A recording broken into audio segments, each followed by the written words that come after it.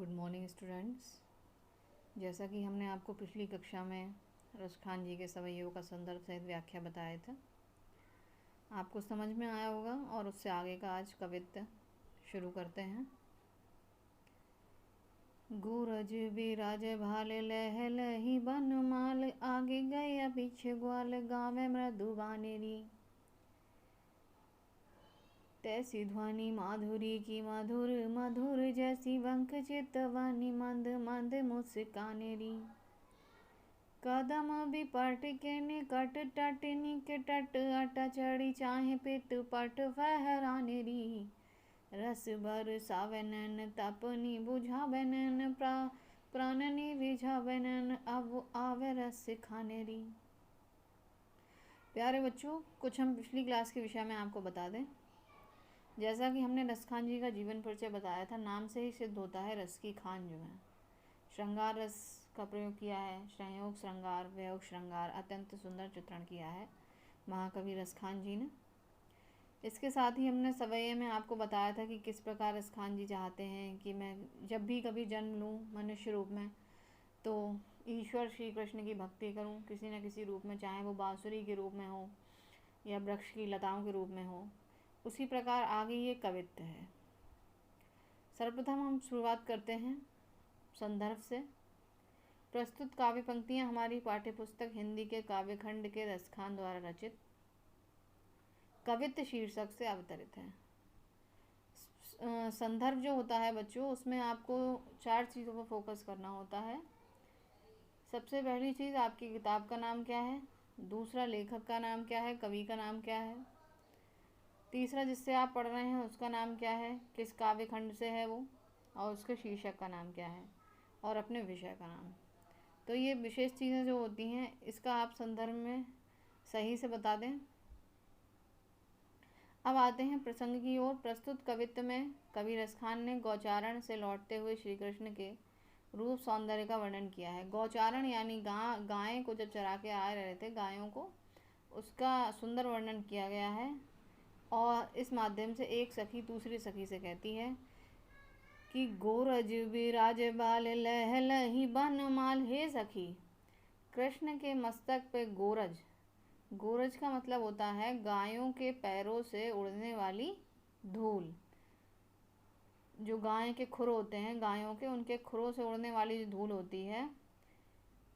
गोरज बिराज, भाल होता है माथा, लह लही बनमाल, लहलही बनमाल तिलक, मतलब जो धूल का तिलक उनकर माथे पे बन गया है वो अत्यंत सुशोभित हो रहा है। हे सखी, कृष्ण के मस्तक पर गोरज अर्थात गायों के खुरों से उड़ने वाली धूल का तिलक सुशोभित है।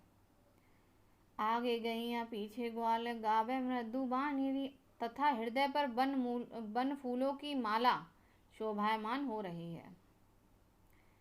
लहलही बनमाल, हृदय पर बन फूलों की माला अत्यंत शोभायमान हो रही है। आगे गैया पीछे ग्वाल, आगे आगे गैया चल रही हैं तथा पीछे पीछे ग्वाल बाल चल रहे हैं। गावे मृदु बानेरी, गावे यानी गा रहे हैं, मृदु मीठी, बानेरी मीठे शब्दों में अपने गीत सुना रहे हैं, गाते हुए चले आ रहे हैं। तैसी ध्वनि माधुरी की मधुर मधुर, जैसी कृष्ण की छवि जितनी अधिक मधुर है, उनके देखने का ढंग उतना ही, जितना ही अधिक बांका है। बांका यानी कि उससे भी ज़्यादा सुंदर है। चितवनी का मतलब होता है दृष्टि। बंक चितवनी मंद मंद मुस्कानेरी, उतनी ही बाकी उनकी मंद मंद मुस्काहट है। बाकी अत्यंत सुंदर जो है, उनकी मुस्कुराहट भी उससे ज़्यादा सुंदर है। कदम बिपट के निकट टट निकट, साथ ही उतनी सुंदर मधुर छवि के अनुरूप ही उनकी बांसुरी का सुंदर स्वर है। भाव यह है कि जिस प्रकार सुंदर और मन को आकर्षित करने वाली उनकी छवि और मुस्कान है, उतनी ही प्यारी उनकी मुरली की धुन है। वह प्रत्येक प्राणी को अपनी ओर सहज ही आकर्षित कर लेती है। अरे सखी, फिर दोबारा सखी संबोधित करते हुए कहती है, तू जरा अट्टालिका पर चढ़कर अटा मीन्स अट्टालिका, पट वृक्ष, तटनी यमुना, अट्टालिका पर चढ़कर यमुना नदी के किनारे के वृक्ष के पास कृष्ण के पीले वस्त्रों का पहनावा देख। रस बरसावे तन तापनी बुझावे नैन, अरे देख ना, वह रस की खान अर्थात श्री कृष्ण चारों ओर रस की वर्षा करते हुए अपनी मधुर मुस्कान और बंशी की मधुर ध्वनि सुनाकर प्राणनी रिझावेम, वह आवे रस से खाने री, सबके शरीर की वियोग रूपी अग्नि को शांत करते हुए, नैनों की प्यास को बुझाते हुए, प्राणों को रिझाते हुए अपना मदमाता जो स्वरूप है उनका नशीला लिए आ रहे हैं। तो इसमें क्या है, यहाँ पर कृष्ण के मुग्धकारी रूप का सजीव वर्णन किया गया है। मुग्धकारी का मतलब होता है अपनी ओर मोहित कर लेने वाला। गोपियों की श्री कृष्ण के प्रति असीम आसक्ति एवं भक्ति परिलक्षित हुई है। रस कौन सा है? श्रृंगार और भक्ति। छंद है कवित्व, अलंकार, पुनरुक्ति, प्रकाश, अनुप्रास, रूपक, श्लेष, भाषा ब्रज, शैली मुक्तक एवं संवादात्मक। क्योंकि संवादात्मक क्यों है? एक सखी दूसरी सखी को कहती है, बताती है। प्रिय बच्चों, अब हम आपको बताते हैं कि हमने आज रसखान जी का पूरा पाठ आपको बता दिया। सर्वप्रथम जीवन परिचय बताते हुए सवैयों का संदर्भ सहित व्याख्या और कवित्व की संदर्भ सहित व्याख्या बता दी गई है आप सभी लोगों के लिए। और अब हम बच्चों आगे शुरुआत करेंगे। आप जो है इसके अभ्यास के जो भी प्रश्न उत्तर हैं वो अपनी करेंगे, कॉपी पर लिखेंगे। संदर्भ सहित व्याख्या, जीवन परिचय तो अवश्य ही करेंगे। अब हम बच्चों अपने नेक्स्ट चैप्टर यानी बिहारी जी पर आते हैं। कविवर बिहारी की हम चर्चा करेंगे। जीवन परिचय से शुरुआत करते हैं। बिहारी का जन्म सन 1606 ईस्वी में ग्वालियर के पास बसुआ गोविंदपुर नामक गांव में हुआ था। इनके पिता का नाम केशव राय था। ये मथुरा के चौबे ब्राह्मण थे। इनका बचपन बुंदेलखंड में व्यतीत हुआ। युवावस्था में ये अपनी ससुराल मथुरा में जाकर रहने लगे। इनको अपने जीवन में के जितने कटु अनुभव प्राप्त हुए उतने शायद ही हिंदी साहित्य की किसी अन्य कवि को प्राप्त हुए हों। जयपुर के मिर्जा राजा जयसिंह के आप आश्रित कवि थे। जयपुर में रहकर ही इन्होंने अपने एकमात्र ग्रंथ सत्सही की रचना की। राजा जयसिंह बिहारी का बड़ा सम्मान करते थे। कहा जाता है कि इनको प्रत्येक दोहे पर एक स्वर्ण मुद्रा पुरस्कार रूप में देते थे। 719 दोहों की सत्सही सन 1662 ईस्वी में समाप्त हुई। कितने दोहे हैं? 719 मानी जाती है। इनकी मृत्यु सन 1663 ईस्वी में हुई। इनका जो जन्म था वो हुआ था 1603 ईस्वी में ग्वालियर के पास बसुआ गोविंदपुर नामक ग्राम में। पिता का नाम केशव राय था। चौबे ब्राह्मण थे ये। इनका बचपन बुंदेलखंड में बीता और इन्होंने अपने जीवन में बहुत मतलब समस्या आई इनके जीवन में, बहुत कटु अनुभव इन्हें प्राप्त हुए। और जयपुर के राजा जयसिंह के आप आश्रित कवि थे। आश्रित मीन्स उनके ऊपर निर्भर कवि थे। जयपुर में रहकर ही इन्होंने एकमात्र ग्रंथ है बिहारी सत्सही की रचना की। और कहा जाता है जैसे इनकी रचना अच्छी लगी राजा जयसिंह के लिए तो इस वजह से इनका सम्मान भी करते थे और स्वर्ण मुद्रा इन्हें पुरस्कार में देते थे। इनकी जो बिहारी सत्सही है उसमें कितने दोहे हैं? 719 और इनकी मृत्यु जो है 1662 ईस्वी में हुई, 63 ईस्वी में। सत्सही की रचना 1662 ईस्वी में समाप्त हुई और बिहारी जी की मृत्यु जो है वो 1663 ईस्वी में हुई। बिहारी जी की एकमात्र रचना बिहारी सत्सही है।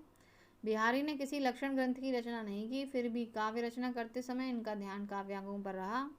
सत्सही के अनेक दोहे रसों और अलंकारों के उदाहरण के रूप में प्रस्तुत किए जा सकते हैं। ये रीतिकाल के श्रेष्ठ कवियों में गिने जाते हैं।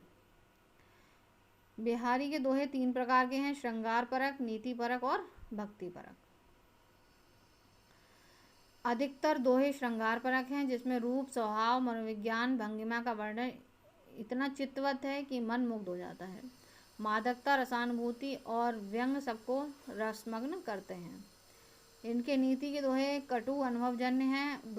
भक्ति के दोहे जीवन के उत्तरार्ध अथवा अवसान काल में तथा भक्ति भाव में पूर्णतः डूबकर लिखे गए हैं। बिहारी सत्सही मुक्तक काव्य रचना है। जिसमें मुक्तक काव्य की सारी विशेषताएं विद्यमान हैं। बिहारी ने दोहा जैसे छोटे छोटे छंद का प्रयोग किया है और विस्तृत अर्थ की सफल अभिव्यंजना की है। इनके किसी न किसी दोहे का अभिष्ट अर्थ ग्रहण करने के लिए काव्य परंपरा की सूची समूची पृष्ठभूमि के ज्ञान की आवश्यकता होती है। बिहारी ने साहित्यिक ब्रजभाषा का प्रयोग किया है। भाषा में शब्द योजना तथा वाक्य रचना बड़ी ही व्यवस्थित है। इनकी मधुरता और सरसता दर्शनीय है। भाषा साहित्यिक होने के साथ साथ मुहावरेदार भी है। बिहारी ने मुक्तक शैली का भी प्रयोग किया है और इनका प्रत्येक दोहा अपने आप में स्वतंत्र है। केवल एक छोटे से ग्रंथ की रचना करके बिहारी साहित्य जगत में अमर हो गए। इनकी सतसई बड़ी लोकप्रिय हुई, जिसकी अनेक टीकाएं लिखी गईं। कई कवियों ने इनके दोहों पर आधारित अन्य छंदों की रचना की है। निश्चय ही मुक्तक परंपरा में और रीतिकालीन कवियों में बिहारी जी का मूर्धन स्थान है। भले ही इन्होंने अधिक नहीं लिखा है, परंतु कुछ भी लिखा हो वह गागर में सागर भरने के समान है। तो प्यारे बच्चों, मैं एक बात और बता दूं आपके लिए, प्रश्न आ जाता है कि गागर में सागर भरने वाले कवि का क्या नाम है और ऐसे कौन से कवि हैं जिन्होंने गागर में सागर भर दिया। तो आप आंसर में लिखेंगे बिहारी दास जी, क्योंकि बिहारी दास जी ने मात्र एक ही रचना लिखी, इसका नाम था बिहारी सस्से। उसमें दोहों की संख्या कितनी थी? 719। और ये किसके राजा के आश्रित हो गए? राजा जयसिंह, जो कि जयपुर के राजा थे, जो इनका सम्मान करते थे इनकी रचनाओं के प्रति और इन्हें स्वर्ण मुद्राएं देते थे। इनके दोहे 3 प्रकार के हैं, श्रृंगार परक, नीति परक और भक्ति परक। लेकिन श्रृंगार परक दोहे इन्होंने सर्वाधिक लिखे हैं। नीति परक इन्होंने अपने जीवन के कटु अनुभव लिखे हैं और भक्ति परक जो जीवन के आखिरी समय में इन्होंने पूर्णतः भक्ति में डूबकर भक्ति परक दोहों की रचना की है। बिहारी जी की जो भाषा है वो ब्रजभाषा का प्रयोग किया गया है, मुहावरेदार भाषा है। तो बच्चों, ये बात पूर्णतः आप लोग ध्यान रखेंगे कि बिहारी जी मात्र एक ऐसे कवि हुए जिन्होंने गागर में सागर भर दिया। तो प्यारे बच्चों, अब हम आगे ये शुरू करेंगे भक्ति के दोहे और नीति के दोहे। तो इससे पहले ही हम आपको बता दें कि बिहारी दास जी का जीवन परिचय मैंने बताया है, जो इनके महत्वपूर्ण बिंदु हैं मैंने दोबारा से अब आपको बता दिए हैं। आप लोग इन्हें नोट करेंगे, कॉपी में लिखेंगे, याद करेंगे और कल जो आपकी क्लास होगी उसमें हम आपके लिए भक्ति के दोहों की संदर्भ सहित व्याख्या करेंगे। तो हिंदी आप सभी को समझ में आ रही होगी स्पष्टतः, पूर्णतः, और इसे समझते हुए चलिए, बहुत आसानी से हम समझा रहे हैं। तो भक्ति के दोहे अब आपकी अगली क्लास में होंगे। धन्यवाद।